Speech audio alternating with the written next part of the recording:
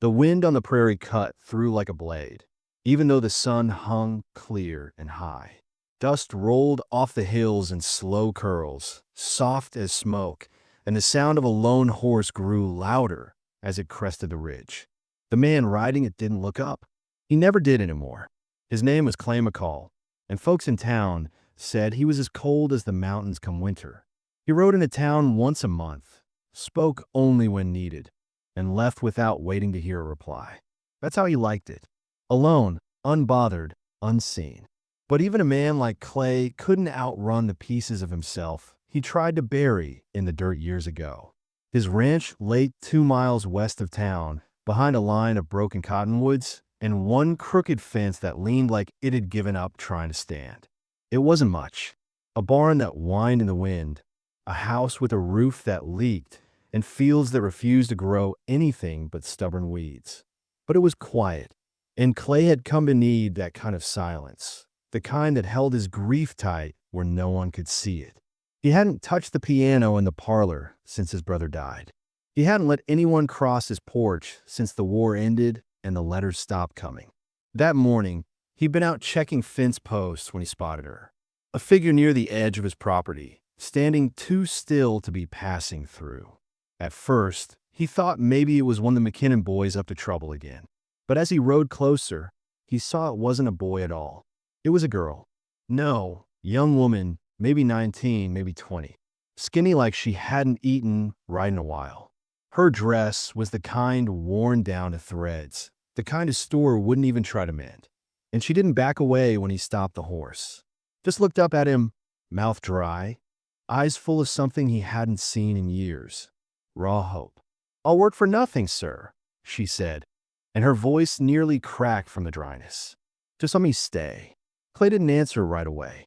He wasn't the sort to make quick decisions, especially not when it came to strangers on his land. But something about the way she stood there, hands folded like she was used to waiting, lips pressed tight like she didn't expect yes or no to come easy, made him hold the reins instead of turning back. "What's your name?" he asked, his voice more bark than anything kind. "May," she said. "May Fletcher." And that was all she gave. He didn't say yes. He didn't say no.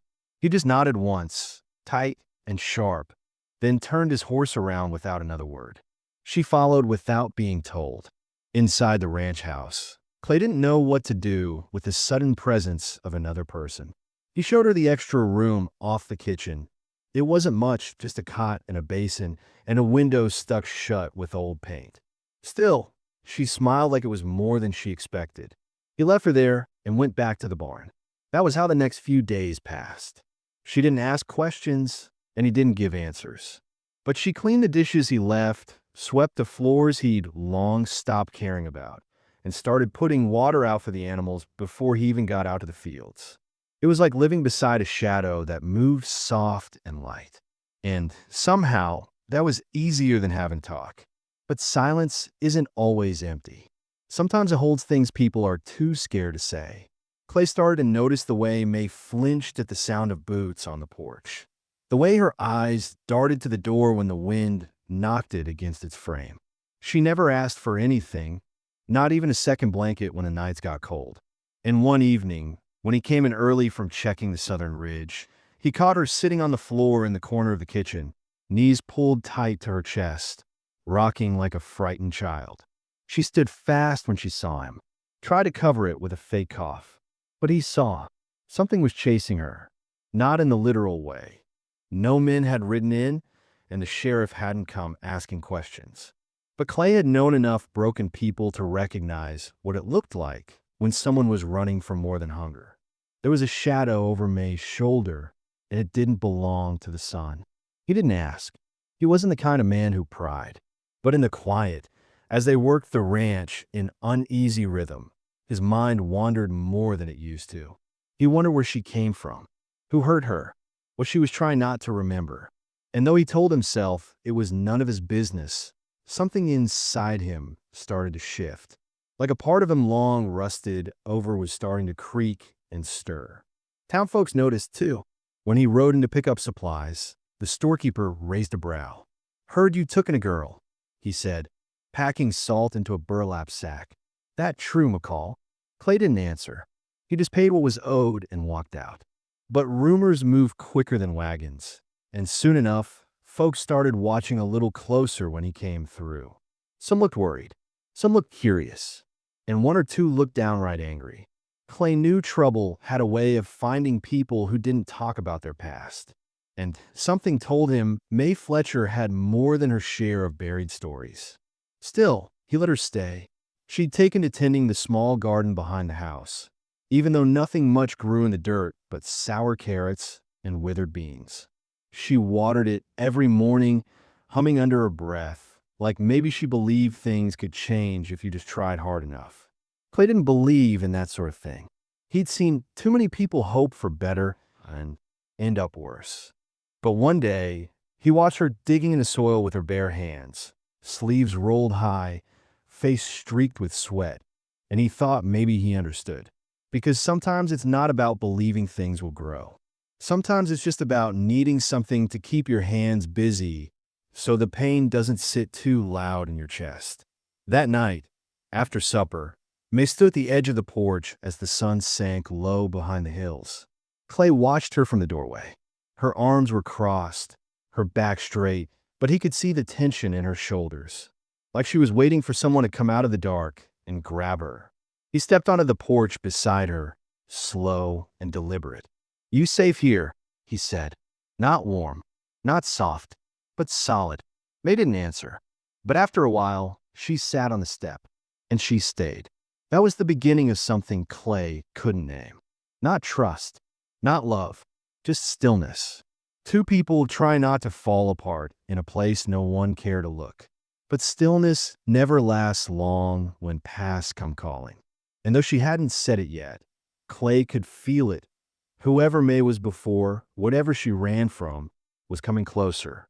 The town of Elkhorn was small enough that you could hear a lie echo for days. One spoken over a poker hand on Thursday might still be whispered over church pie on Sunday. So when folks caught wind that Clay McCall had taken in a girl, young, alone, and silent, they began watching. Most from afar, but not all. Sheriff Roland Kerr was the kind of man who didn't believe in coincidence. He'd fought in the war, same as Clay, though they'd come back different. Kerr returned with a badge and a habit of poking where he wasn't welcome. Clay came back with silence and scars no one could see. They didn't talk much, hadn't in years, but there was a quiet understanding between them. Until now. "Can't say I like how quiet this is," Kerr said one morning, leaning against Clay's corral fence. Girl shows up out of nowhere, stays real hush, and suddenly you're feeding her and giving her a place to sleep. That's not like you. Clay didn't meet his eye. "Ain't your concern." The sheriff let out a slow sigh, chewing on a toothpick like it might help him swallow the tension. "You don't know what she's running from." "I don't need to." "You sure about that?" Clay looked up then, just once, and that was enough to shut Kerr up. But the damage was done, suspicion planted, and Kerr wasn't the only one thinking it. Across town, Eva Temple ran the mercantile and had for years since her husband died. She was sharp, with gray eyes that missed nothing. When May stepped through the store's door for the first time, Eva's smile froze just a second too long. "You Clay's girl?" she asked, ringing up a sack of flour. "No, ma'am," May said, her voice soft. "Right." Eva studied her like a riddle. "You from downriver?" May shook her head. "Don't rightly know where I'm from anymore." Eva's hand paused mid-measure. Then she nodded and filled the rest of the order. But later, after the bell above the door had stopped jingling, she walked to the back room where her brother Jacob was sorting beans and said, "She's hiding something. Mark my words." Jacob Temple was the kind of man who didn't like shadows in his town. He didn't own land, but he sat on the county board and made sure his voice carried where his boots couldn't. And once Eva mentioned May, Jacob started asking questions no one had thought to ask before. Who she belonged to, where she'd been, why she was so quiet. Questions that never came from kindness. Meanwhile, back at the ranch, things were changing. Slowly but deeply. Clay didn't say much, but he'd started setting aside extra coffee in the morning, just how May liked it, black, no sugar. He fixed the latch on her bedroom door without being asked. And once, when she came in soaked from a storm, he laid a dry blanket across her shoulders without a word. May began to feel it, this strange kind of safety. Not the loud, protective kind, just steady, present. She'd never known it before. And because of that, it scared her. Still, she worked hard. Clay noticed she never wasted time or food. She never lingered long at meals and always folded her hands when she was nervous, like she'd been taught not to fidget or talk too much. One night, while Clay was fixing a busted hinge on the barn door, she sat nearby, knees drawn to her chest, and asked quietly, "You ever done something you couldn't take back?" Clay kept working, not answering at first, then finally said, "More than once." She nodded, like that was enough. But May's past wasn't done with her. One evening, a rider came up from the Southern Trail. Not Law, just a traveler. But May spotted him from the window and dropped the pot she was carrying. Her hands trembled so bad she had to sit down. When Clay opened the door and stepped out to see who it was, she grabbed his arm. Tight. Too tight for someone who barely touched anyone. "You can't let him see me," she whispered. But it wasn't anyone Clay knew. The man rode on without stopping, just tipping his hat and heading west. May stayed shaken for hours. That night, she didn't eat, didn't speak, and Clay didn't press her. He just sat on the porch and watched the dark like it might try to sneak in. A few days later, one of Clay's old friends showed up. Will Granger, a rancher from over near Stockton, came by looking for some extra hands and heard Clay had company. "She yours?" Will asked when he saw May carrying feed toward the barn. "No," Will chuckled. "Didn't think so. You don't look the marrying kind." Then, lowering his voice, he added, "But be careful. Stockton had a girl like that once. Said she came for work."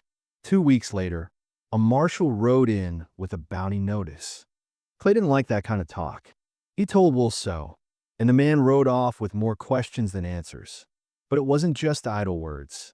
Stories were moving, and more people were asking what Clay McCall was hiding up in his hills.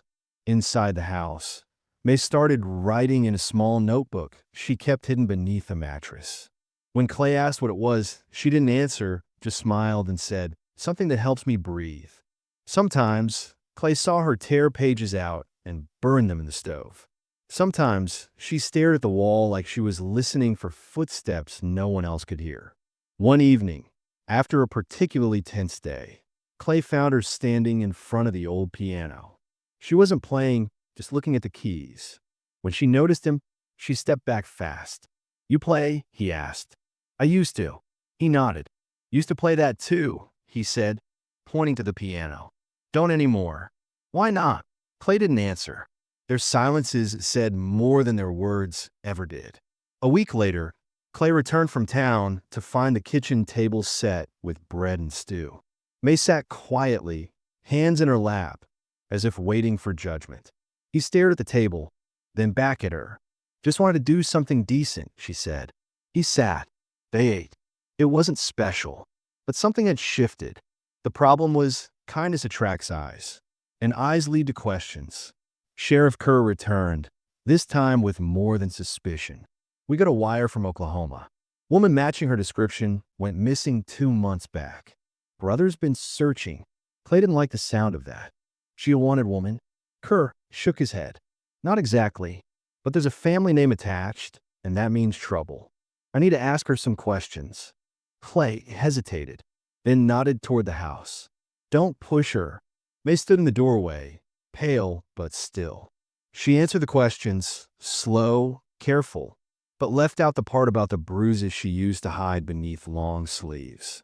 She didn't tell the sheriff about the man with the ring who promised marriage and instead took her wages and locked her in a cellar for weeks where she tried to leave. But Clay saw something in her eyes that night. A shift, like she was gathering herself to tell him the truth soon, but not yet. Back in town, Eva Temple whispered to anyone who'd listen that secrets had a way of spilling blood when they sat too long. And Jacob started sniffing around the sheriff's office, asking why one girl should matter so much to a man like Clay McCall. By now, the town was split. Some thought May was a victim. Others were sure she was hiding something worse. And behind it all, in the dry grass and wide sky, Clay and May stood in the middle, not sure what tomorrow would bring, only knowing it was coming. The summer heat settled thick over Elkhorn like a blanket that wouldn't lift. The sky, usually wide and clean, hung low and pale, and the hills shimmered with that strange, quiet tension that came before something broke. On the McCall ranch, things weren't breaking yet, but they were bending. The silence between Clay and May had started to thin. She didn't flinch at every sound now, but her eyes still tracked the door more than they should. Clay, for his part, had started watching the road like he was waiting for someone to come riding in. That something came late one afternoon. Clay was fixing the west fence when he saw the dust cloud rising in the distance. A single rider, moving fast, too fast for a trader, too slow for a lawman. When the horse finally crested the rise, Clay's stomach dropped. He didn't know the man, but he didn't have to. The way May went pale when she saw him coming was enough. She stood frozen in the doorway, her hands gripping the wooden frame so tight her knuckles went white. "That's him," she whispered. "Clay, that's the one I ran from." The rider pulled up just feet from the porch. A lean man in a long coat, face sunburnt and lined, eyes like sharpened glass. He took his hat off slow and gave a small smile, tight-lipped and false. "Name's Samuel Boone," he said, loud enough for both to hear. "I'm here for what's mine." Clay stepped forward. "You're trespassing." Boone chuckled. "Didn't mean to be rude. Just came to talk to the girl.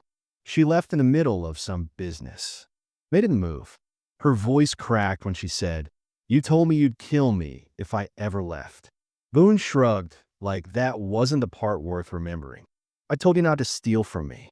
"I didn't steal anything," she said. "Only my own life back." Boone's eyes narrowed. "You sure you want to talk about this out here? In front of a stranger?" Clay's jaw tightened.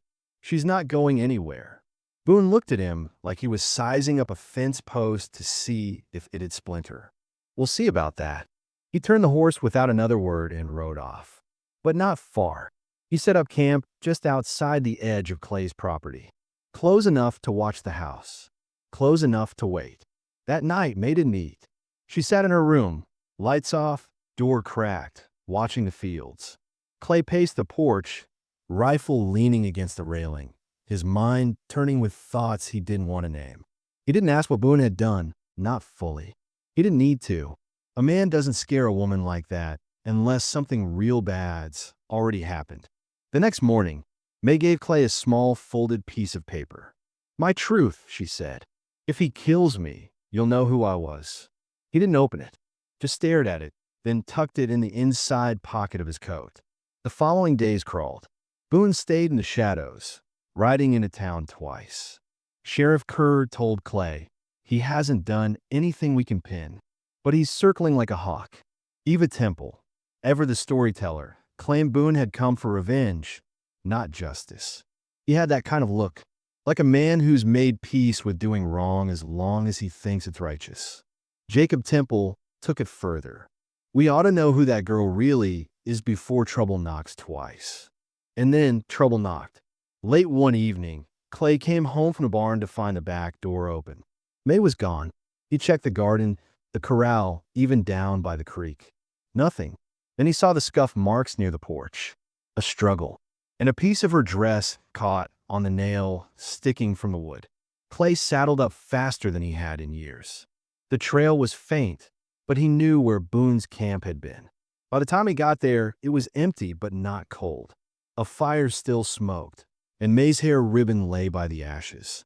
Clay followed hoof tracks for hours, through dry gulches, over scrub hills, past places he hadn't ridden in a decade. The sun dipped, the stars came out, and still he rode. Near midnight, he found them. Boone had holed up in a deserted trapper's cabin, miles from the nearest ranch. Clay approached quiet, gun ready, but the second he stepped close, Boone's voice rang out. "She came willingly," he said through the door. Didn't even scream. "She's not yours," Clay growled. There was a pause. Then May's voice, shaking but clear. Clay, he's lying. Clay kicked in the door. Boone reached for his sidearm, but Clay was faster. One shot to the leg sent him crashing down, yelling curses. May scrambled out of the corner where she'd been tied, and Clay grabbed her, held her steady as she shook against him. Boone howled, spitting blood and threats. "I'll find you," he screamed. "You think this ends it?" Clay didn't answer. He hauled Boone on his own horse and tied him tight. They rode through the night back to Elkhorn. Sheriff Kerr took Boone into custody. "You'll be lucky if kidnapping's the only charge they pin on you." But Boone just laughed. "You think she told you the truth? You don't even know what you're protecting." Clay didn't flinch. He just turned and walked away. That night, in the quiet of the house, May sat by the cold fireplace, holding her knees. "He was right about one thing," she said. "I haven't told you everything." Clay waited. "I used to work at a saloon down in San Miguel," she said. "He came in like a gentleman. Said he'd take me out of there. Promised marriage, land, respect." She swallowed. "Instead, he kept me locked up in a back room. Took my wages. Took everything. When I finally got out, I ran. No law ever cared. No one even looked for me. I thought maybe if I worked, if I proved I wasn't trash, someone would let me stay somewhere without asking too much." Clay sat beside her. "You're not trash." She looked at him. "Why'd you help me?" He didn't answer right away. Then, softly, "Because I know what it's like to carry something no one can see. And I know what it's like when someone looks at you like you're worth something again." A silence settled. But this time it felt different. Not hollow, just full of things that didn't need words. Days passed. May stayed. The rumors cooled. Sheriff Kerr wired Oklahoma. No one came looking anymore. Boone stayed locked up pending trial. And something began to shift around Clay's ranch. The garden started blooming. Clay fixed the piano, though he still didn't play. And one morning, May handed him the paper she'd written months ago. "You can read it now," she said. He opened it. It wasn't a confession. It was a list. The names of the girls who hadn't gotten out like she had. Names she remembered. Some with no last names, just initials. A ledger of the ones Boone had hurt. The ones she couldn't save but wouldn't forget. "I stayed quiet too long," she said. "I'm not going to any more." Clay nodded. "Neither am I." And with that, the ranch didn't feel so quiet anymore. It felt alive. The days following Boone's arrest passed heavy, as if the land itself held its breath. Word spread fast that the McCall Ranch wasn't just a quiet place anymore. It was the eye of something bigger. May no longer walked through town with her head down. She kept her shoulders back now, chin high, but Clay could see the weight hadn't lifted. It had shifted, and sometimes that was worse. Sheriff Kerr stopped by every few days with updates. Boone was being held without bail, and the district judge would arrive in 2 weeks to hear the charges. But Kerr was uneasy. "Man like him," he said one morning, sipping coffee on Clay's porch, "don't come alone unless he's got someone waiting for word. You ought to keep watch." Clay nodded, jaw tight. He already was. Inside, May had taken to keeping a small knife under her pillow. She didn't say it out loud, but Clay noticed when she reached for it in her sleep. He didn't ask. He just started locking every window before sundown and keeping his rifle loaded near the door. The town hadn't made up its mind about her. Some folks started warming. Eva Temple let her order on credit now, and old Mr. Dobbins offered her extra hands for her garden. But others, like Jacob Temple, weren't so forgiving. He stood up in the town hall meeting and called her the kind of girl that draws snakes to your porch. Clay almost walked out. Almost. But May squeezed his hand beneath the table and whispered, "Not yet. Don't give them what they want." Still, the pressure grew. Days at the ranch turned harder. One morning, the water trough was found smashed in. No tracks, no witnesses, just broken wood and silence.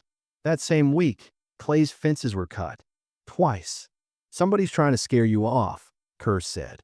"Or scare her back into silence," Clay replied. May tried to help repair the damage, but Clay could see it in her eyes. This wasn't the same fear that followed Boone. This was something else. The weight of doubt, of wondering if she was a burden more than a guest. She started pulling away from Clay. Not with words, but in all the little ways people disappear when they don't feel worthy. Smaller steps, shorter glances, longer silences. One night, while patching the southern fence by lantern light, Clay finally said, "I ain't afraid of them." She didn't answer right away. Then softly, "You should be. It's easier for them to believe I'm trouble than to believe you're doing something good. That your fault." She looked at him raw. "Feels like it." Clay didn't speak for a long time. Then, "I was 12 when my mom died. My brother raised me best he could. We didn't have much, but we had each other. Until the war took him. After that, folks looked at me like I was something cracked. I stopped trying to explain I wasn't. Just let them believe what they wanted." May swallowed hard. "That's lonely." "Yeah, it is. Until you find someone who sees the cracks and stays anyway." That night, May didn't sleep in her room. She sat by the fire until dawn, and Clay sat with her. Nothing passed between them but time and understanding. But just as their bond began to hold stronger, the world outside pushed harder. A week before the trial, a man arrived in town. Not a lawman, something worse. A lawyer from Wichita, sent by Boone's family. His name was Preston Hale, slick as oil and dressed in a coat too fine for Elkhorn.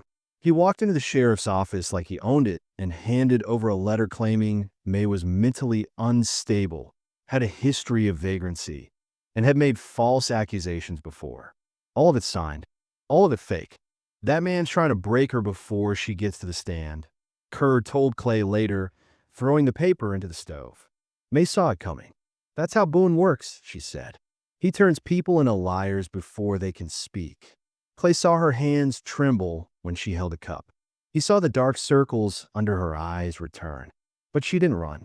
She didn't ask to. Instead, she gathered every memory, every name, every scrap of truth she still held, and wrote them down in clean ink across neat paper. "I won't let them erase me," she told Clay. But it was more than legal games now. Boone still had people out there. One night, Clay returned from checking fence lines to find a fresh set of boot prints near the chicken coop.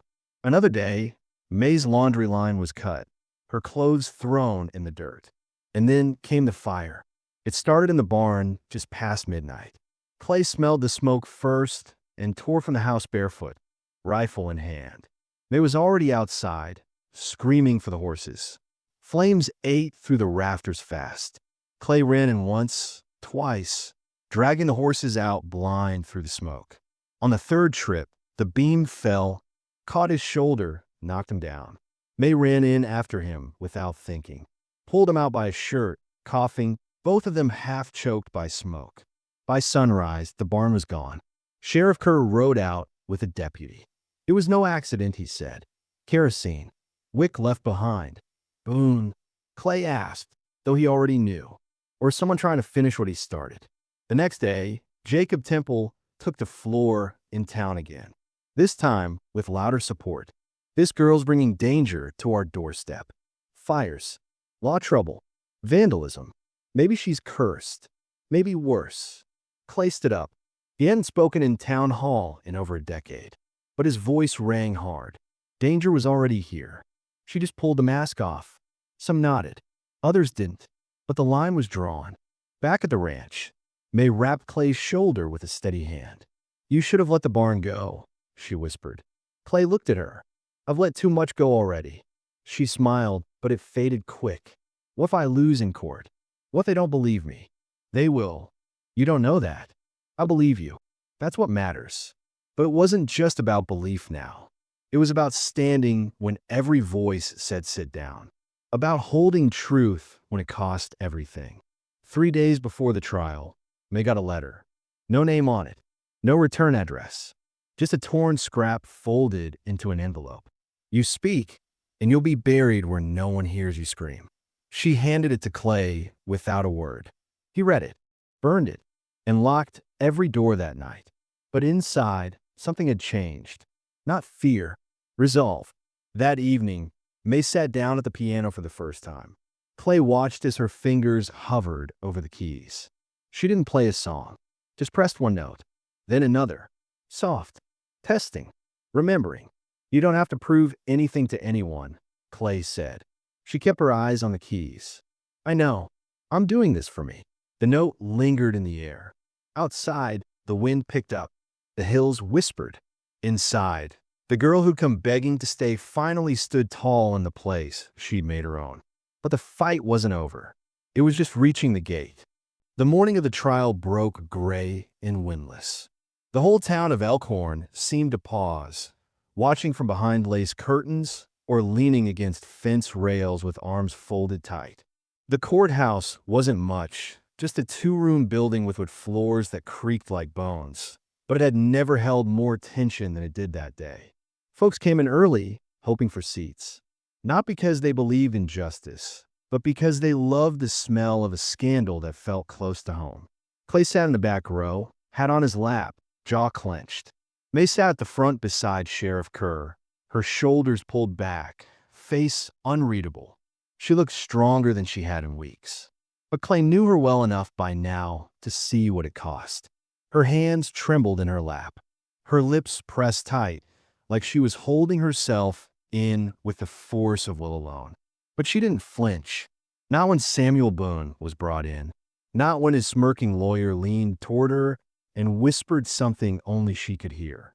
She just stared forward like a woman with nothing left to lose. The judge, a lean man from Abilene with tired eyes, opened proceedings with a flat voice. The charges were read: kidnapping, unlawful confinement, coercion, arson.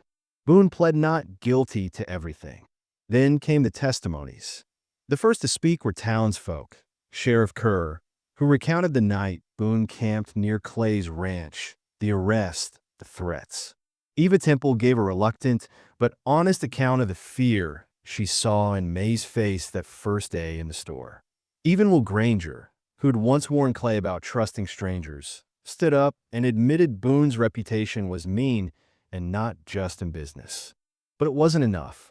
The defense lawyer chipped away at every statement, called Kerr biased, called Eva soft-hearted, suggested Granger was repeating gossip. Then it was May's turn. She took the stand slowly, her boots quiet on the wood. When she sat, her eyes didn't search for Clay. She didn't need to. She knew he was there. I met Mr. Boone 2 years ago in San Miguel.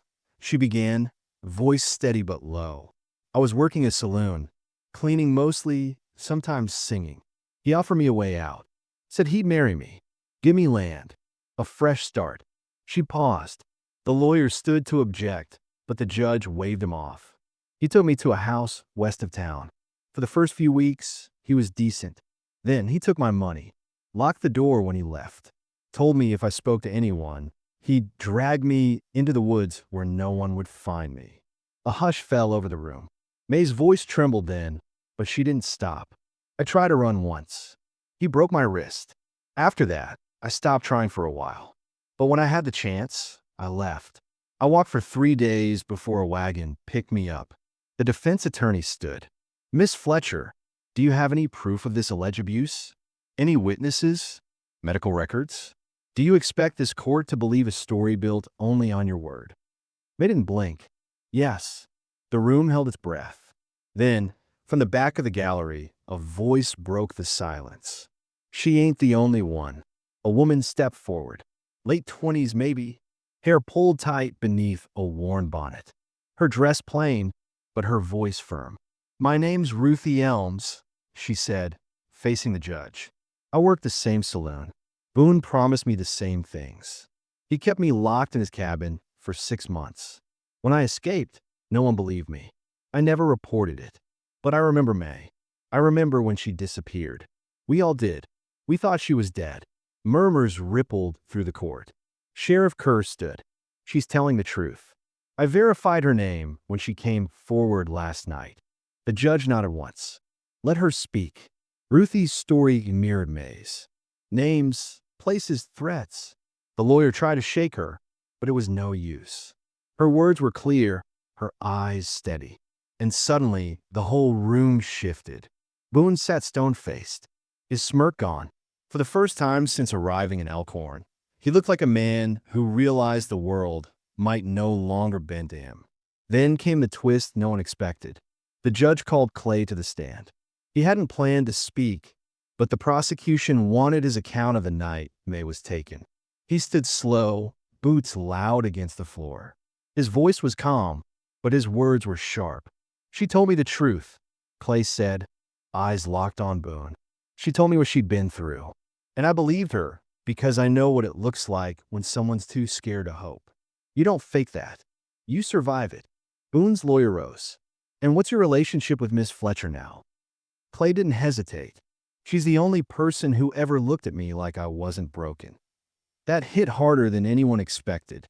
When the testimonies ended, the judge took no questions.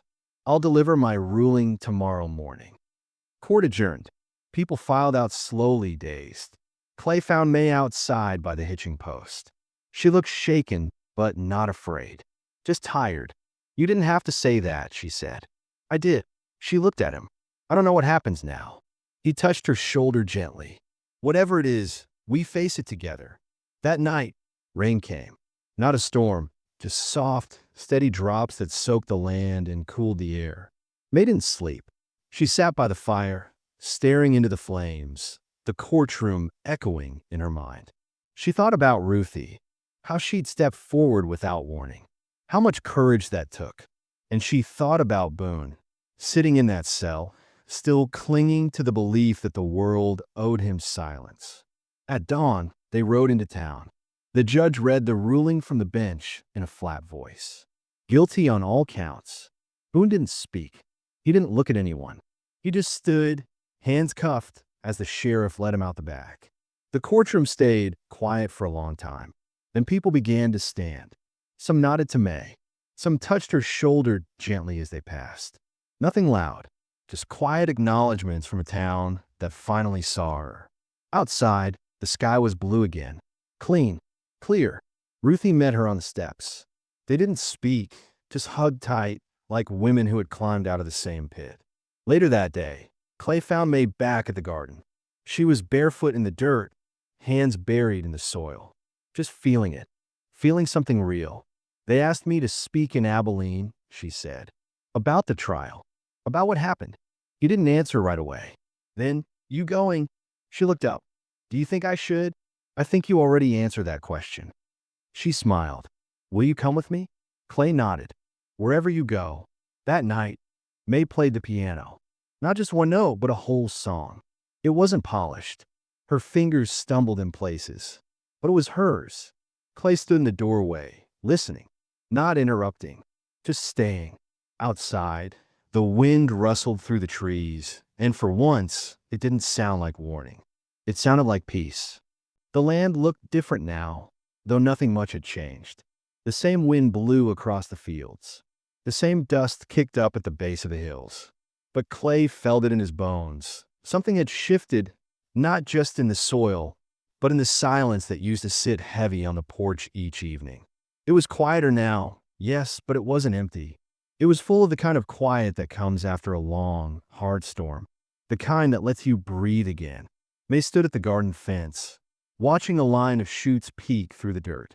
The same patch of ground she'd knelt over when she had nowhere else to go was now growing.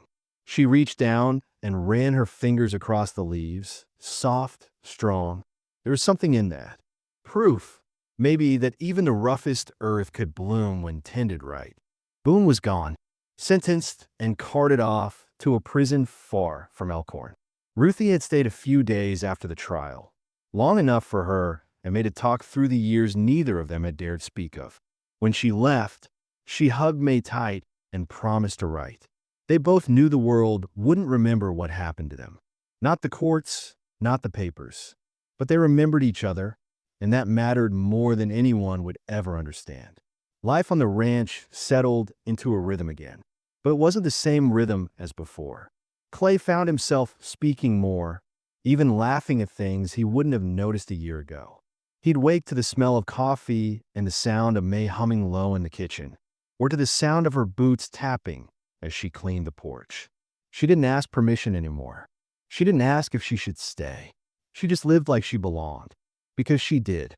One afternoon, as Clay repaired a roof beam that had been leaning since spring, May brought him a glass of water. She didn't hand it to him, just set it beside him, then sat quietly on the edge of the porch, looking out over the hills. "They're asking me to come back again," she said. "To speak. Not just in Abilene. All the way to Wichita. Folks want to hear what it's like, what it costs." Clay lowered his hammer. "And you? You want to go?" She nodded. "Yeah, I think I do. Not to be a voice for them, just to be a voice for me." He looked at her for a long time, then said, "You'll be good at that." She didn't reply right away. Then, with a small, quiet smile, "I was afraid you'd ask me not to. I'd never ask you to be small, just to keep things easy for me," he said. "You're not the girl who showed up here anymore. And I'm not the man who needed silence to survive." They sat that way for a while, together, still breathing. The night before she left for Wichita, May left a letter on Clay's pillow. Not a goodbye, not a confession, just a simple truth written in her steady hand. "You gave me a place to stand. And when I was strong enough, you didn't ask me to stay in one spot." She returned a week later. Not forever, maybe, not with promises, just with her bags in hand and dirt on her boots, saying, "The world's still hard out there, but this is home." Clay didn't say anything. He just took her suitcase and held the door open. Months passed. The town never quite forgot what happened, but the fire of it faded. And what was left behind was respect, even if it wasn't spoken out loud. Folks who once doubted May now nodded when she passed, even if they didn't smile. That was enough. The garden grew full that summer. Clay built a new barn with stronger walls. May painted the inside of the house a warm cream color. She said reminded her of wheat fields at dusk. The piano got played once a week. Not for anyone, just because it sounded good in a house that was no longer hollow. One evening, as the sun dipped low and the fields turned gold, Clay sat on the porch with a cup of coffee. May joined him, their boots tapping the same rhythm on the old boards. "You think we ever get to stop being what the world made us?" she asked. Clay didn't answer right away, then said, "I don't know, but I think maybe we get to choose what we do with what's left." She leaned against his shoulder. "Then I choose this." The breeze stirred the wind chimes she'd hung from the barn. An old horseshoe, bits of broken glass, rusted keys that no longer opened anything. They clinked soft and slow, like they weren't in any rush. And maybe that was the point. No big endings, no dramatic closure, just life, full of bruises but still standing, full of silence but never empty again. That was their victory. That was enough.